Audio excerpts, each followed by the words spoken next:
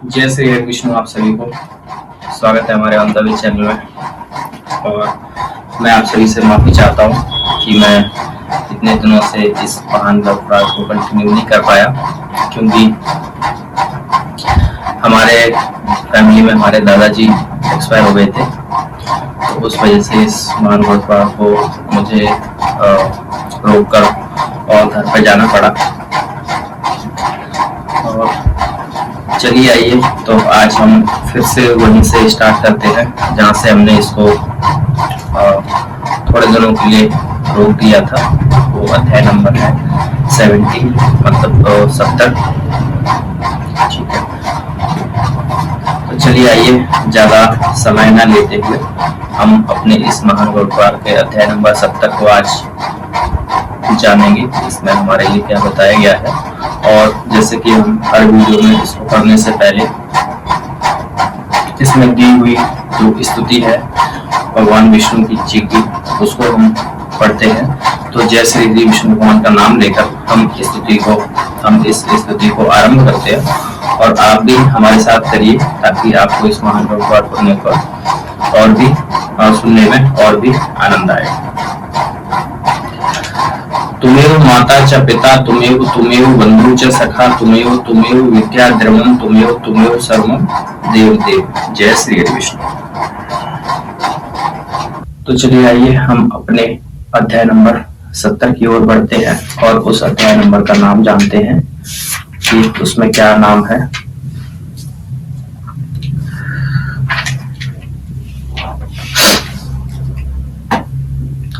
इसमें जो नाम बताया गया है वो है अध्याय नंबर 70 का रुचि द्वारा की गई पितृ स्तुति तथा श्राद्ध में इस पितृ स्तुति के पाठ का महात्म्य है। ठीक है, तो आज हम इस 70वें अध्याय को आरंभ करेंगे।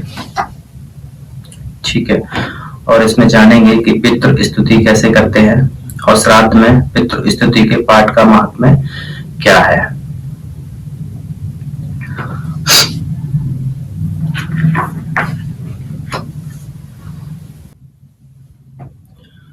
तो चलिए आइए हम इस महान गुरुद्वार के अध्याय नंबर 70 को आरंभ करते हैं जय श्री हरि विष्णु भगवान जी का नाम लेकर। और आप ध्यान से सुने।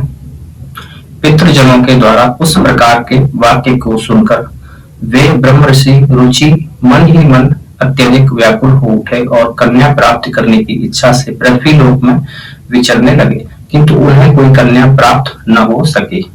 अतएव पितरों के उक्त वचन रूपी अग्नि से संतप्त हुए वे अतिशय चिंताग्रस्त होकर व्यग्र मन से इस प्रकार सोचने लगे, मैं क्या करूं, कहाँ जाऊं, मेरे पितृगणों का और मेरा अभ्युदय करने वाला वह स्त्री परिग्रह विवाह संस्कार किस प्रकार हो सकेगा। इस प्रकार चिंतन करते हुए उनके मन में यह विचार उत्पन्न हुआ कि मैं कमल योनि उन ब्रह्मा की ही तपस्या के द्वारा प्रसन्न करता हूँ। तदनंतर महात्मा रुचि ने 100 दिव्य वर्षों तक कठिन तप किया। वे तपस्या के लिए वन में एक ही स्थान पर चिरकाल तक अवस्थित रहे। तत्पश्चात जगत पितामह ब्रह्मा ने दर्शन दिया और कहा कि मैं तुमसे प्रसन्न हूँ, तुम अपनी अभिलाषा प्रकट करो। तदनंतर संपूर्ण संसार को गति प्रदान करने वाले उन आराध्य देव ब्रह्मा को प्रणाम करके रुचि ने पितृजनों के कथा अनुसार जो जो उनकी अभिलाषा थी उनके सामने उनसे निवेदन किया। इस पर ब्रह्मा जी ने कहा, हे विप्र, तुम प्रजापति होगे, तुम्हारे द्वारा प्रजाओं की सृष्टि होगी। प्रजा रूपी पुत्रों की उत्पत्ति करके ही तुम पितृजनों के लिए श्राद्ध एवं पिंडदान आदि की को संपन्न करने के पश्चात साधिकार उक्त कामना की सिद्धि प्राप्त कर सकोगे। अतः तुम्हारे पितरों के द्वारा उचित ही कहा गया है कि तुम स्त्री परिग्रह करो। इस अभिलाषा को भली भांति ध्यान में रखते हुए तुम्हें पितरों की ही पूजा करनी चाहिए। प्रसन्न होकर वे ही पितृगण तुम्हारी इस मनोकामना को पूर्ण करेंगे। सम्यक पूजा से संतुष्ट हुए पितामह आदि पितृगण स्त्री पुत्र आदि क्या नहीं दे सकते। ब्रह्मा जी का इस प्रकार का वचन सुनकर ऋषि रुचि ने नदी के एकांत तट पर पहुंच करके अपने पितरों का तर्पण कर उन्हें संतृप्त किया। तदनंतर एकाग्रचित होकर भक्ति पूर्वक वे इस स्तुतियों के द्वारा पितरों की आराधना करने लगे। रुचि बोले, जो अधिदेवता के रूप में विद्यमान रहते हैं और जो श्राद्ध के अवसर पर देवताओं से स्वधा द्वारा तृप्त किए जाते हैं, मैं उन पितृगणों को नमस्कार करता हूँ। स्वर्ग में भी अवस्थिति, महर्षि, भुक्ति और मुक्ति की कामना से मानसिक श्राद्ध के द्वारा जिनको भक्ति पूर्वक तृप्त करते हैं, उन पितरों को मैं प्रणाम करता हूँ। स्वर्ग में सिद्ध जन श्राद्ध के सुअवसरों पर सभी दिव्य उत्तम उपहारों के द्वारा जिन पितरों को भली भांति संतुष्ट करते हैं, उन पितरों को मेरा नमन है। गुण कजन स्वर्ग में अत्यंत की श्रेष्ठ रिद्धि की कामना से भक्ति पूर्वक तन्मय भाव से जिन पितरों का पूजन करते हैं, उनको मैं नमस्कार करता हूँ। पृथ्वी पर मनुष्यों के द्वारा श्राद्धों में सदैव जिनकी पूजा होती है, जो श्राद्ध पूर्वक स्वजनों से पूजित होकर अभीष्ट लोग प्रदान करते हैं, मैं उन पितृगणों को प्रणाम करता हूँ। इस पृथ्वी पर ब्राह्मणजन वांछित अभीष्ट लाभ के लिए प्रजापत्य लोग प्रदान करने वाले जिन पितरों की सदैव पूजा करते हैं, मैं उन सभी को नमन करता हूँ। तप के द्वारा निर्धूत कल्पवश संयत आहार करने वाले अरण्यवासी मुनियों के द्वारा वन में उत्पन्न पदार्थों के माध्यम से किए गए श्राद्ध द्वारा जिन पितरों को तृप्ति प्रदान की जाती है, उन्हें मैं नमस्कार करता हूँ। नैष्ठिक, धर्मचारी, जितेंद्रिय एवं समाधिस्थ ब्राह्मणों के द्वारा जो विधिवत नित्य संतृप्त किए जाते हैं, उन पितरों को मैं प्रणाम करता हूँ। क्षत्रियगण इस लोक तथा स्वर्गलोक का फल प्रदान करने वाले जिन पितरों को श्राद्ध में प्रदत्त कव्य पदार्थों से संतुष्ट करते हैं, उन सभी पितरों को मेरा नमन है। स्व कर्म निरत वैश्यगण पृथ्वी पर सदा जल, पुष्प, धूप तथा अन्नादि के द्वारा जिनकी अर्चना करते हैं, उन पितरों को मैं नमस्कार करता हूँ। शूद्रगण इस भूतल पर भक्ति पूर्वक श्राद्ध में जिन समस्त लोगों को संतृप्त करते हैं, मैं ऐसे सुकालीन नाम से विख्यात पितरों को प्रणाम करता हूँ। पाताल लोक में रहने वाले असुरगण अपने दम्भ एवं अहंकार का परित्याग कर श्राद्ध में जिन अमृत पान करने वाले पितरों को तृप्ति प्रदान करते हैं, मैं उन सभी पितृजनों को नमन करता हूँ। रसातल में अवस्थित नागगण अपनी मनोवांछित कामनाओं को पूर्ण करने की अभिलाषाओं से प्रेरित होकर विधि पूर्वक श्राद्ध में प्रदत्त भोग पदार्थों के द्वारा जिन पितृगणों की पूजा करते हैं, मैं उन पितरों को नमस्कार करता हूँ। रसातल में स्थित सर्पगण भी विधिवत मंत्रोच्चार के साथ प्रदान किए गए भोग पदार्थों से संभवित श्राद्ध के द्वारा जिन पितृगणों की अर्चना करते हैं, मैं उन सभी को प्रणाम करता हूँ। जो देवलोक, अंतरिक्ष एवं पृथ्वी लोक में प्रत्यक्ष रूप से निवास करते हैं, देवताओं तथा दैत्यों के भी जो पूज्य हैं, ऐसे उन पितृजनों को मैं नमन करता हूँ।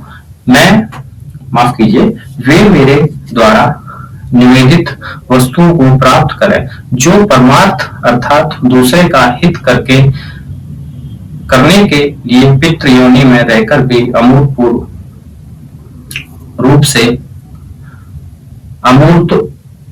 रूप से विमान में विद्यमान रहते हैं। श्रेष्ठ योगीजन कष्टों में मुक्ति प्रदान करने वाले जिन पितृजनों की पूजा कर अपने निर्मल मन से करते हैं, मैं उन पितरों को नमस्कार करता हूँ। जो स्वर्ग में मूर्तिमान होकर निवास करते हैं एवं स्वधा भोजी हैं, जो सभी अभिलाषी जनों को जिनकी इच्छा कामनाओं का फल प्रदान करने में समर्थ है, और जो निष्काम जनों को मुक्ति के कारण है, मैं उन पितरों का प्रणाम करता हूँ। जो इच्छुक जनों के अभीष्ट को इसी लोक में सिद्ध कर देते हैं तथा देवत्व, इंद्रत्व और उससे भी अधिष्ठ श्रेष्ठ पद अथवा हाथी, घोड़े, रत्न और उत्तम प्रकार के भवन प्रदान करने में सक्षम है, वे समस्त पितृजन मेरी इस प्रार्थना से संतुष्ट हों। जो चंद्र रश्मि, सूर्य मंडल और स्वच्छ विमान में सदा निवास करते हैं, वे पितृजन इस पूजा में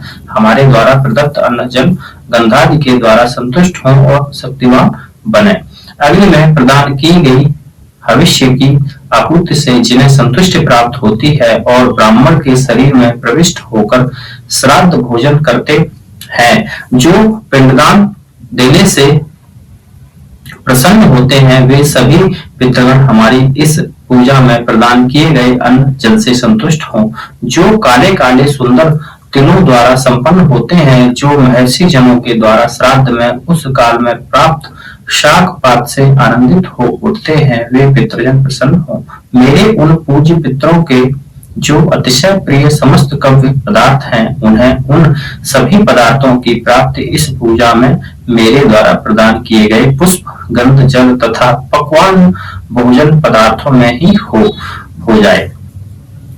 इस भूलोक में प्रतिदिन जो पितृगण श्राद्धावान जनों के द्वारा संपन्न की गई पूजा को स्वीकार करते हैं, जो प्रत्येक मास की अंतिम तिथि तथा अष्ट काल में श्रद्धालुओं के पूज्य हैं, और जिन पितृजनों की पूजा वर्षांत एवं अभ्युदय काल में होती है, वे सभी मेरे पितृगण इस श्राद्ध में संतुष्टि प्राप्त करें। कुंद, पुष्प तथा चंद्र के समान स्वच्छ और स्वच्छ गौर वर्ण की कांति को धारण करने वाले जो पितृजन ब्राह्मणों के पूज्य हैं, देवदिव्यमान सूर्य के समान वर्ण वाले जिन पितरों का पूजन क्षत्रिय जन करते हैं, स्वर्ण के समान कांति को धारण किए हुए जो पितृगण वैश्य वर्ण और नीली कांति से सुशोभित जो पितृजन शूद्र वर्ग के पूजनीय है, वे सभी इस पूजा में मेरे द्वारा निवेदित गंध, पुष्प, धूप, जल एवं भोज्यादि पदार्थ तथा अग्नि में समर्पित आहुति से सदा के लिए तृप्ति प्रदान करें, माफ कीजिए, तृप्ति प्राप्त करें। मैं उन सभी पितरों को प्रणाम करता हूँ। श्राद्धादि में अपनी क्षुधा को पूर्ण रूप से संतुष्ट करने के निमित्त जो पितृगण देवताओं के पूर्व ही श्रद्धालु व्यक्तियों के द्वारा अर्पित कव्य पदार्थों को ग्रहण कर लेते हैं और संतुष्ट होकर जो अपने स्वजनों के लिए ऐश्वर्यों की सृष्टि करते हैं, मैं इस श्राद्ध में उन सभी पितरों को प्रणाम करता हूँ। जो देवताओं के आदि पुरुष एवं देवराज इंद्र से भी पूजित हैं, वे राक्षस, भूत, वेताल, असुर तथा उग्र योनि वाले हिंसक जीव जंतुओं का विनाश करके अपनी प्रजा संतति की रक्षा करें। उन सभी पितरों को प्रणाम करता हूँ। जो अग्निश्वात, वहिर्षद, आज्यपर तथा सोमक नामक पितृगण हैं, वे सभी इस श्राद्ध में मेरे द्वारा संतृप्त होकर तृप्ति को प्राप्त करें। अग्निश्वात पितर मेरी पूर्व दिशा की रक्षा करें। वहिर्षद नामक पितृगण सर्वदा मेरी दक्षिणी दिशा की अभिरक्षा करें। आज्यपद पितृजन पश्चिम दिशा तथा सोमक पितृगण उत्तर दिशा की रक्षा करें। ये समस्त पितृजन राक्षस, भूत, पिशाच एवं असुर गणों के कारण उत्पन्न दोषों से नित्य सब प्रकार से हमारी रक्षा करें। विश्व भुख आराध्य, धर्म, धान्य, शुभानंद, भूतिकृत और भूत नामक जो पितरों के 9 गण हैं तथा कल्याण और कल्यकर्ता, कल्यत्राश्रय, कल्यताहेतु एवं अनघ नामक जो पितरों के 6 गण कहे गए हैं, और वरेण्य, वरद, तुष्टिद, पुष्टिद, विश्वपात एवं धाता नाम से विख्यात ये 7 गण तथा पितृगणों के पाप विनाशक जो महान महात्मा, महिमावान और महाबल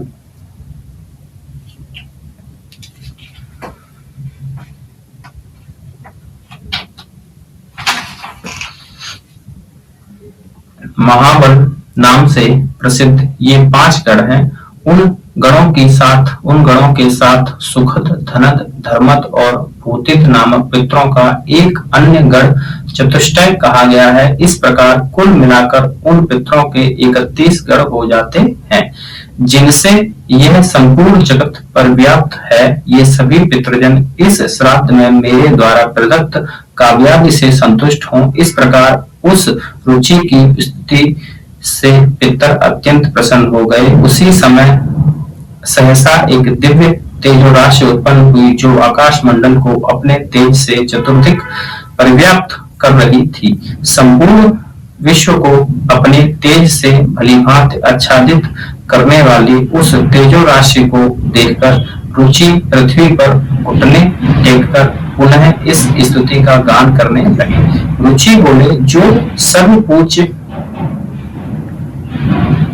अमूर्त दिव्यमान तेज से युक्त ध्यानादियों के हृदय में विराजमान रहने वाले एवं दिव्य दृष्टि से संपन्न पितृजन हैं, उन सभी को मैं नमस्कार करता हूँ, जो इंद्रादि देवगण, दक्ष, मारीच एवं सप्त ऋषियों तथा अन्य श्रेष्ठ जनों के नायक और सभी कामनाओं को पूर्ण करने वाले हैं। उन पितरों को मैं नमन करता हूँ, जो मनु आदि तथा सूर्य, चंद्र एवं समुद्र के भी अधिनायक हैं। उन समस्त पितृगणों को मैं प्रणाम करता हूँ, जो नक्षत्र, ग्रह, वायु, अग्नि, आकाश एवं स्वर्ग और पृथ्वी के नेता हैं। उन पितरों को मैं हाथ जोड़कर नमस्कार करता हूँ। मैं प्रजापति, कश्यप, सोम, वरुण और श्रेष्ठ योगी जनों को सर्वदा हाथ जोड़कर नमन करता हूँ। मैं सातों लोक में अवस्थित सप्तगणों को प्रणाम करता हूँ। स्वयंभू और योगश्चक्षु ब्रह्मा को नमन करता हूँ, जो चंद्रलोक की भूमि पर अवस्थित रहने वाले एवं योग मूर्ति रूप स्वरूप हैं। ऐसे पितरों को नमस्कार करता हूँ तथा इस जगत के पितृदेव सोम को भी मैं नमन करता हूँ।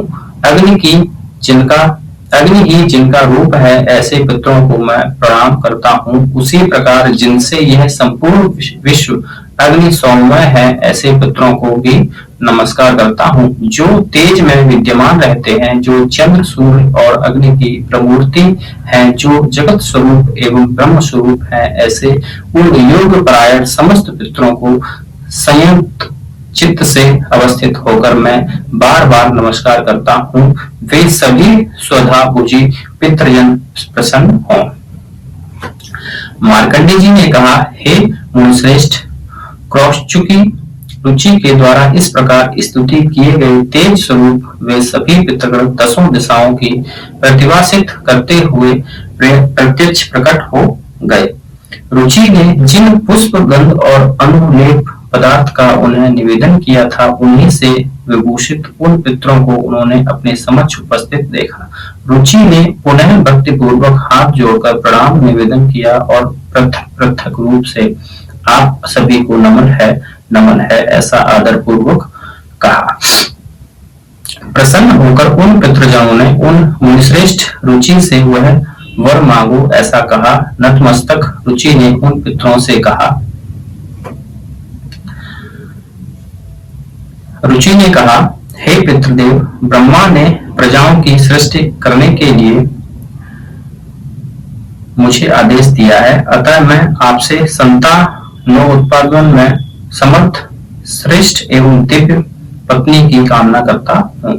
पितरों ने कहा, हे मुनि सत्तम, इसी स्थान पर आपको अभी इसी क्षण मनोरमा पत्नी की प्राप्ति होगी, उसी से आपको पुत्र होगा। हे रुचि, वह बुद्धिमान मनवंतराधिप होकर आपके ही रौच्य इस नाम से तीनों लोक में ख्याति प्राप्त करेगा।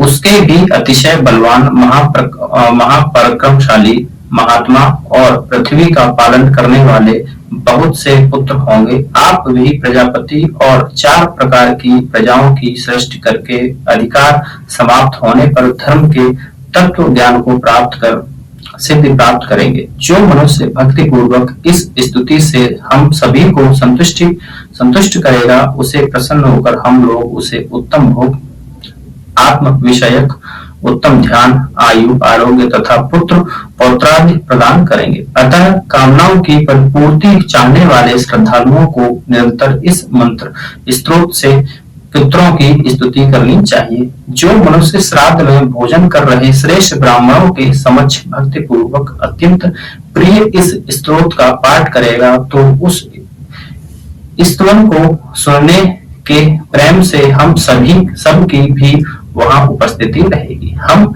लोगों की उपस्थिति से वह श्राद्ध अक्षय होगा, इसमें संदेह नहीं है।